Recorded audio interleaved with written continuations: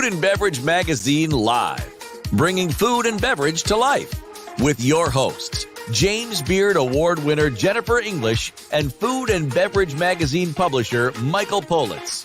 Featuring leaders in the hospitality, branded food and beverage, and CPG industries, many of whom are Jennifer and Michael's friends in the business, for an informal and informative conversation where friends in the business share the latest intel, ideas, and best practices. Live, juicy inside scoop from the tastemakers, newsmakers, bread bakers, drink shakers, spoon lickers, clam diggers, farms, foodies, and friends of the food and beverage magazine world. Here are your hosts, Jennifer English and Michael Politz. Well, hello, everybody, and welcome. Boy, today's an exciting day. Happy Chinese New Year. It's New Year's Eve, Chinese New Year's style, and as it turns New Year, rolling east to west, it's already the New Year in Vietnam, scrolling and rolling through all the Asian countries, and we will celebrate as well tonight and tomorrow. In honor of that, I've got a bitters and soda, and not just any bitters and soda.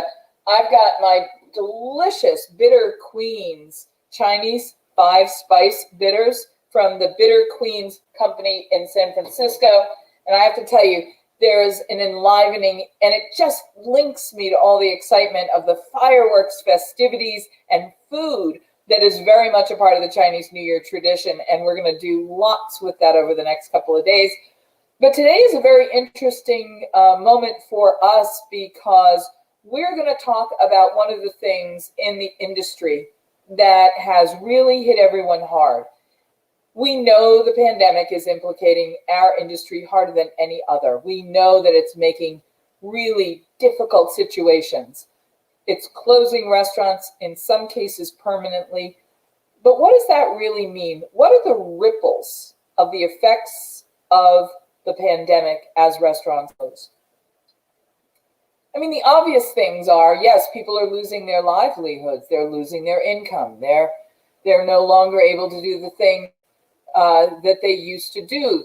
They've lost their work, their daily work, their meaning, their connection to their coworkers. And one of the things that we've heard here at Food and Beverage Magazine over and over again is how difficult it was to lose the friendships and that sense of family that is a part of this industry. And one of the things that happens in almost any restaurant or food service operation every day is something called family meal. Now, if you've never yourself worked in a restaurant, you might not know what family meal is. It's just something that the chef will make and everyone will share prior to the busy service. And so it's a very connected, shared moment. You know, James Beard, the father of American gastronomy, said, food unites us. And one of the ways it unites us is by actually breaking bread together. And so family meal is a very important concept. And it's also one of the things that chefs are telling us that they miss the most during this pandemic time. They miss getting together. They miss sharing the food. They miss that laughter that comes in that 15-minute flurry of eating and savoring before the big rush and the rest of the service. So that's one of the things we were talking about together here at Food and Beverage Magazine. How can we revive and replace with a virtual family meal for everybody that's lost family meal because their place is closed?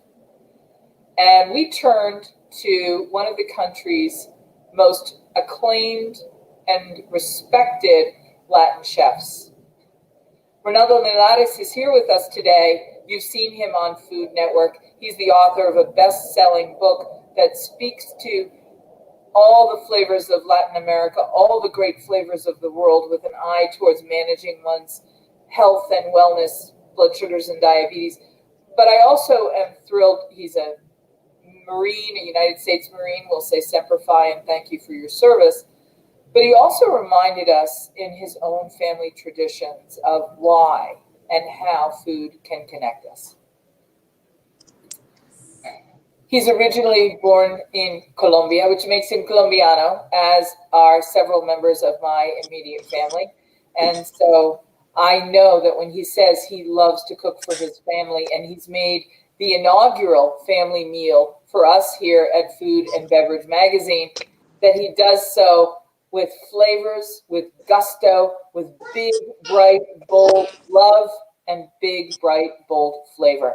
What more could we ask for our first family meal? Chef Ronaldo, welcome. Bienvenidos. Hola, Jennifer. That was an amazing introduction, and it's a pleasure to be here with you to share this stage, this grand stage. I'm a huge fan, and it is a true honor to be here with you. And I'm glad my family meal made your palate that watery for me to come on here with you. So for that, I thank you. You enticed my palate and my heart with this dish.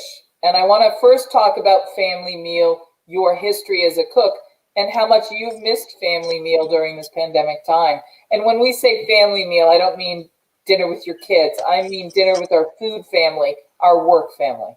Yes, I mean, dinner with the food family is one of those moments where all that preparation, all the lead up to the war, pretty much, right? Going into the war room, you set up the table, you create something special. When it was my turn to create family meal, I took it to heart. I made some unbelievable food. I put proper food on the table because I knew my team, I wanted them to eat. I wanted them to fill their heart with joy for what was to come. We got to talk. Everyone let their guard down. We talked about recipes. We talked about the day's events and really got to relax. And I think that right now is being missed a lot among chefs and those that didn't take advantage of those moments to build the team up, you know? Talk about missing that. Talk about how much, not only you, but the people who serve with you, the people who fight with you in the kitchens and on the line during a heavy service. You are a military guy by training, and so you have a very unique perspective of just how similar in some respects the idea of serving a meal during a busy dinner or lunch rush, or worse, a breakfast rush. I don't think there's anything tougher than a breakfast rush. Yep. How that is analogous to the military, and how food service and the military line up in terms of the ways that it brings us together as we fight side by side, as it requires some of the same things.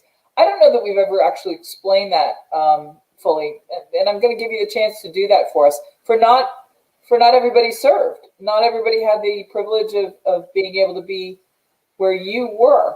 Help explain for us what that means. Well, I mean, having the privilege to serve this great nation as a Marine, it definitely bringing that into the kitchen, like bringing that into family meal is important, because that right there is a key opportunity to build your team up, right? To bring more unity among your ranks and for everyone to become one person, right? They tell you in the Marine Corps, you are as strong as your weakest link. And it is very important. I think you're as strong as your weakest link. So I take that interpretation into it, because being able to take that individual that's kind of slower at prepping, slower at the fish station or whatever that is, and being able to take that moment and talks among each other, being able to guide them, put your hand on their shoulder, mentor them. And during family meal, it's like the rank doesn't count, right? Your rank as a chef, as an executive chef, or a line cook, the dishwasher, that's all gone for those 15 to 25 minutes. And then you get to peel back the onion, right? You get to talk about life. You talk about their kids, what's going on in their personal thing. And for me, being able to, let's say, pull those curtains down and get to that level into their life, for me, it builds a better team in the kitchen. It builds more loyal troops, per se, that are willing to lay their life down, their culinary life in the kitchen, to be able to execute those dinners. You know, those dinners that nobody's talking in the kitchen. Everyone's dancing, everyone's moving in there just right.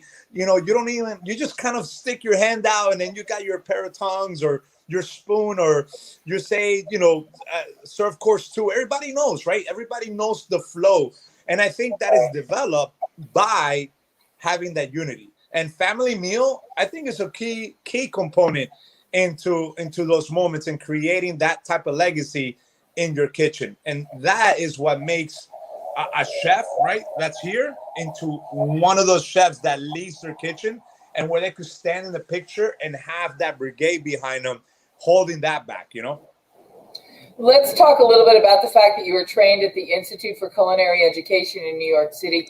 You said you were born in Colombia, which means I know some of those flavors very well that you are really fluent in. And then you throw in that amazing classic technique from the Institute of Culinary Education, and then your own essence and spirit and philosophy of flavor. Would you talk a little bit about your philosophy of flavor? So my philosophy of flavor definitely has changed through time. One of the key so let's go back to the Institute of Culinary Education. The reason I went to the school, because people ask me, it's like, you really have to. I did, because I wanted to learn the dictionary part of cooking, like why A plus B equals C. Understanding that elevated my food. So as time went by, my philosophy in cooking was, I have this amazing Colombian background, this Cuban background from my father. And there's so much history that anchors that, right? And being able to take all those flavors, all the different techniques that have been passed down through immigration, through those areas, and being able to develop into my own unique style, where if I wanted to add a French technique into something that's Cuban or Colombian or Mexican with Colombian, it will marry perfectly, because I have been able to, not only through cooking, through teaching myself, through reading, through education, to be able to marry those flavors and create something truly unique. And that uniqueness for me is to be able to cost you, per se, Jennifer, which hopefully I get to cook for you one day, to create a food memory. You're cooking for me today. Oh, not virtually, but we're going to do it in real life. In real life, yeah. Yes, for sure. Hey, listen, I can't believe it, but we're running out of time, and I don't want to miss the meal. I want to give you, let's tell everybody what your website is. Where can people learn more about what you do? And where are you cooking these days? So my website is ronaldolinares.com. And what I'm doing today, I decided to live life on my terms. The pandemic was a great thing. I decided to open up a private chef practice. I know a lot of people. I've built an amazing resume through time. I believe I'm one of the best Latin chefs out there. So I started cooking privately for people, for athletes, for celebrities, and for life CEOs. And it's truly unique because I get to impact their daily life, and I get to really explore that unique flavor that I've developed, and I get to see it immediately on their face when I cook for them. So that's what I'm doing now. And I also work with food brands to help them tell their culinary point of view, to help them connect better to the Latino and non-Latino market. So without rushing, everybody, I am very proud and privileged to welcome you to the first ever Food and Beverage Magazine Family Meal. Chef, what have you made for us today? So today I have made for the family meal, I made a trefongo. A trefongo is something that I created, kind of borrow a little bit from the Dominican Republic, Puerto Rican, and Cuban, where I take sweet plantains, I cut them up into cubes, and then I put them in a nice broth with celery, carrots, aromatics, onions, and all that. Give it flavor. I take that out. I add yuca, cassava, root plant, lovely, sweet, savory. That cooks down semi-soft. I take it out, let it dry a little bit. Then I fry the green plantain, the tostones. I take them out and I put them either in the Roboku. I take the pilon, you know, the masher, right? Yeah. And I mix it all up. I add bits of garlic in there. I add Jonathan, oregano. The engineer's here. I'm going to have him make you full screen, and I'm going to surprise you with something in 1 minute. Jonathan, get him full screen for me, and we're going to do this the right way. Awesome. Jonathan, can you do that for me? No, not me. All right, perfect. So guys, so check this out. So we are at the pilon, right? So the pilon is this beautiful container where you mix up food, you mash up spices. In this case, we're doing that trefongo. We add the garlic, we add the thyme, the oregano. We're going to take some bay leaf powder. We're going to add that in there. And we're going to take a little bit of that pork broth that we made our roast pork, which I'll tell you in a second. So we're going to mix that up. We're going to set that to the side. For the protein, I love pork. So we're going to do a pernil asado. Take the pork shoulder, marinate it in blood orange, different herbs, garlic, proper pepper, proper salt, marinate it, roast it, take it out, make some chicharrón from the skin. We're going to take that pork, we're going to reintroduce it to that beautiful braising liquid, create a sauce out of that. And then once we plate it, we take that trefongo out, put in a nice, beautiful plate, create a divot, add the pork, and then we're going to take that nice braising liquid, we're going to reduce it, we're going to add it to the top, fry our chicharrón, place it on top, and then serve it to you guys on the family dinner table. And we're about to enjoy some delicious food that I promise you is going to transport you to somewhere that's special. Let it be a Caribbean island. Let it be a moment with your family, with your parents, where everything was peaceful and food was everything. And that is the family meal. So, question, how did you end up getting into being a chef?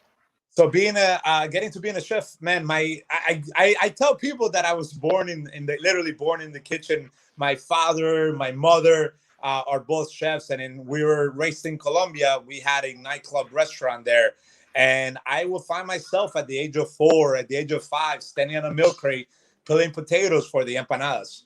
So that was my start, man, with a peeler and potatoes. All right, well, Jennifer's on her way back. We're going to add her back. All right, beautiful. Can you see this? I made this last night. Oh, that is beautiful. It is virtually the identical recipe that you just described. Are you serious? No. I want you to see that I've got my beautiful tostones. They look beautiful. Look very. Plátanos. Those I them whole, and I roasted them first, and then I put them in my broth. Oh my God! But this is the beautiful yellow plantain. Mm-hmm. The carrot. Beautiful. The chicken. I use chicken instead of pork. The carrots, the onions, and everything. This is the dish that I made for dinner last night. I promise you. How could I have made those? I don't cook plátanos every day. That is crazy, Jennifer. I'm telling you, if you don't have the goosebumps right now, I got it. I made this dish. Now, I didn't have yuca in the house, so I didn't use yuca. I used regular potatoes. There are potatoes in this. It's a potato family, you know. I didn't know that this was going to happen today. This is unbelievable. I mean, I can't smile any bigger. I can't smile any bigger. We didn't set this up. No, we can we tell them how we set this thing up? Are we allowed to or no? Oh, yes, but it doesn't matter. No, because we set it up on the fly. Yes, you and I did not talk about what do you have in the house. And by the way, we only set this up 20 minutes ago. Yes, we did. Because we had a whole idea about family meal, and we talked amongst ourselves, and we said, friends, what could we do for family meal? And you said this, and I didn't say that was our family meal. I said, what could we serve for family meal? I didn't tell you I made this for dinner last night. That's crazy. I mean, it's meant to be. I always say things happen for a reason, and this is I got goosebumps, and I'm like I don't cook with plantain every day. Yeah, and Jennifer, I can't me talking to you here is oh my God. I wish I could. I'm giving you a virtual hug, by the way. Huge virtual hug. I made this for you and our friends. Thank you so much. So, that is crazy. Wow. I just can't thank you enough for being part of our food and beverage magazine tribe. I'm my pleasure. Emotional right now. Yes. Because you didn't know I was going to show you a bowl of this. I know. I had no idea. I'm like, I wonder what she's bringing. And then you bring up the actual dish in its own parts, but still it's the same ingredients. Seriously, now I probably cut my carrots a little more chunky than you like. Mm-hmm. But it's so good. But the ingredients are there. And then when you mix all that up, it's just like once everything marries together and each piece takes its own flavor. Yeah. And that's what I love about that, right? That's what I love about that unique style flavor that I have, because I might be using same ingredients, but each component takes its own life, you know? Yeah, but mine isn't going to taste exactly like yours either. Yeah. And so when you make it at your house, you know the one ingredient that does taste the same no matter whose house it's in? The love. The love, 100%. Always say it. Love is, man. Love, I think, is the secret weapon to any great dish. If you cook with a little bit of sourness, or you're not in the mood to, the food will not taste good. You might as well not even cook. To me, when you cook, it has to be with love, and you have to become part of the ingredient that you're using, each and every one of them. And that is the telltale sign is when you serve it and that person eats it. And I like to call it, Jennifer, I'm going to give you a little bit of Spanish, comer con gusto, to eat with pleasure, right? Is, to me, that is the key to a great chef. Listen, thank you. I'm literally overwhelmed because I could not have planned this. We didn't plan this. This is beautiful. Just magic of the universe saying you are absolutely doing exactly what you're supposed to be doing, exactly when you're supposed to be doing it. We didn't have any idea that this was going to happen, and yet somehow deep inside us, we knew that this is. And you got to remember, when we asked you about family meal, you had your lifetime experience to draw from, and you chose this dish. Yes, that I had already made. Just saying. Hey, what's going to happen is going to happen, right? Gracias. De nada. Thank Chef, you, will Jennifer. You come back and visit with us again? Oh, no, definitely. We're connected now, and anything that you need, clearly. definitely. Huh? We didn't even know we were. I know, it's crazy. But, hey, now we're here, and know that I'm here for you guys. So we're at the FB Magazine for sure. Thank you so much. That wraps up this inaugural family meal here on Food and Beverage Magazine Live. Whether you are thinking about becoming a restaurateur or you are already in the business, Michael Politz has written a must-read, The Food and Beverage Magazine's Guide to Restaurant Success. Pick up your copy today at Barnes & Noble, Amazon, Books A Million, or wherever fine books are sold.